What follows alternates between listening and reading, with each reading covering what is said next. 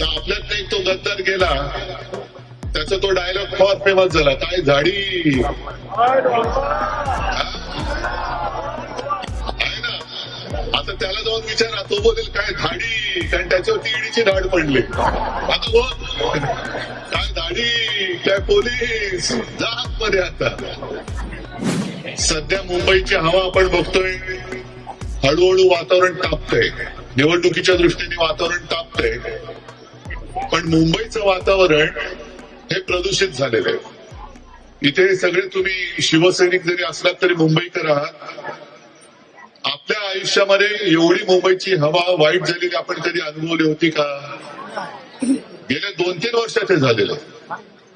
आणि हे प्रदूषण नेमकं कशामुळे झाले?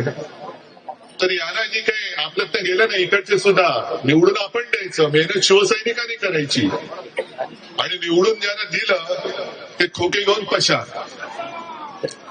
गद्दारच आहेत ते. त्या गद्दाराने आपण आता यावेळेला त्यांची जागा दाखवायची.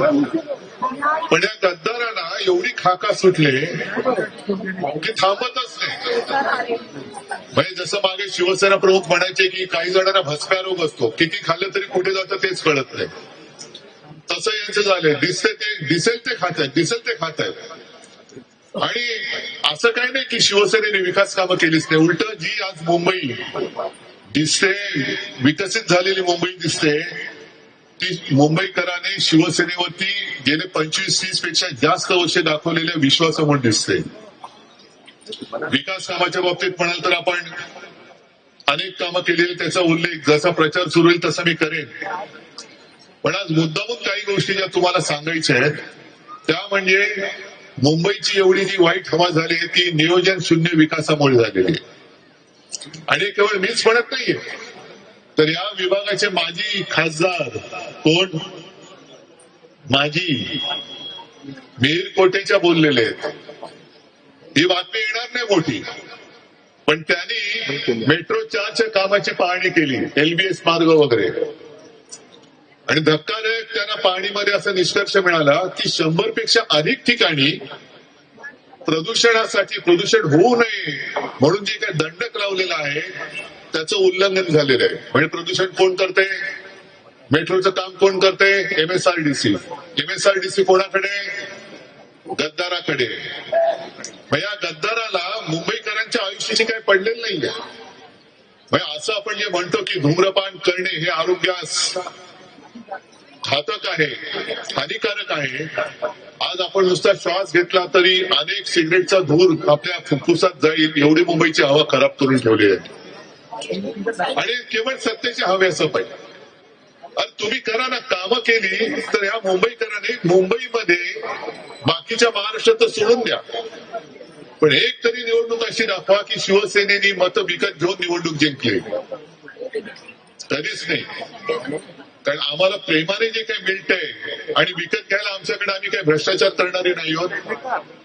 आज महाराष्ट्रामध्ये सगळीकडे ज्या काय निवडणुका सुरू आहेत, नगर परिषदा वगैरे, पैसा फेको तमाशा देखो तसं पैसा फेकतायत आणि मतं विकत घेतली जात आहेत. हे आता उघड सत्य आहे. अगदी त्या महायुती म्हणजे महायुती त्यांच्यामध्ये सुद्धा आपापसात मारामारी चालले आहेत. कोकणामध्ये अनिल परब तुम्ही सांगाल, तिकडे मालवणमध्ये वगैरे कशी एकमेकावरती धाडी टाकतायत. पैशाच्या बॅगा पकडल्या जात आहेत, पैसे वाटणारे माणसं पकडले जात आहेत. पण जो पकडून देतोय त्याच्यावरती गुन्हा दाखल होतोय, जो पकडून दिला जातोय तो आपलं त्याला क्लीन चिट का? कारण तो भाजपचा आहे. वॉशिंग मशीन मध्ये कोणालाही टाका, धुवून निघतंय आपलं. म्हणजे आता मुख्यमंत्री तुम्हाला एक मला वाचल्यानंतर का हसावं रडावं काय करावं तेच कळत नाही. या निवडणुकीच्या वेळेला त्यांचे एक मंत्री आहेत, नाव गोरे आहेत पण मनाने काळे आहेत. त्यांनी असं म्हटलंय खास करून महिलांना, तुम्हाला पटतंय का?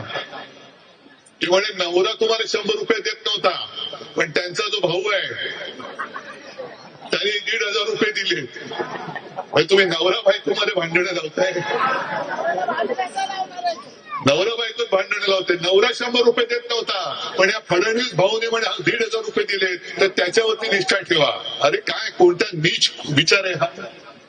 म्हणजे नवरा पत्नीला सांगतोय की बायकोपेक्षा फडणवीसावरती विश्वास ठेव, आणि फडणवीस सगळे भ्रष्टाचारी गोळा करतोय.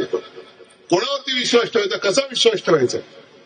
हे सगळं पूर्णपणे याचे नासलेला कारभार त्यांच्या हातामध्ये. माझा मुंबईकर आपली मुंबई देऊ देणार नाही, जाऊ देणार नाही, अजिबात देणार नाही.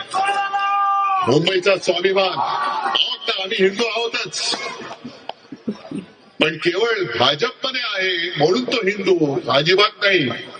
आता तुम्ही जो वॉशिंग मशीनचा उल्लेख केला, कोणी किती मोठा गुंड असो, दरोडेखोर असो, तरी काही महिलांवरती अत्याचार केलेले असो, पण भाजपात गेला की लगेच क्लीन चिट, आणि नाही गेला तर मागे ईडी वगैरे सगळं लावायचं.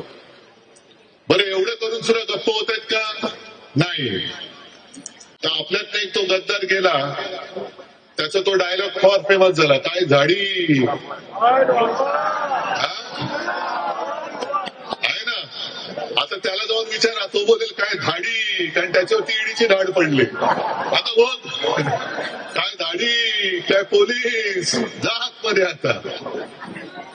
पण हे जे काय वॉशिंग मशीनचं काम चालले, याला ना कशाची, ना हिंदुत्वाची काही पडले, ना देशप्रेमाची काही पडले, ना पर्यावरणाशी काही देणं घेणं आहे.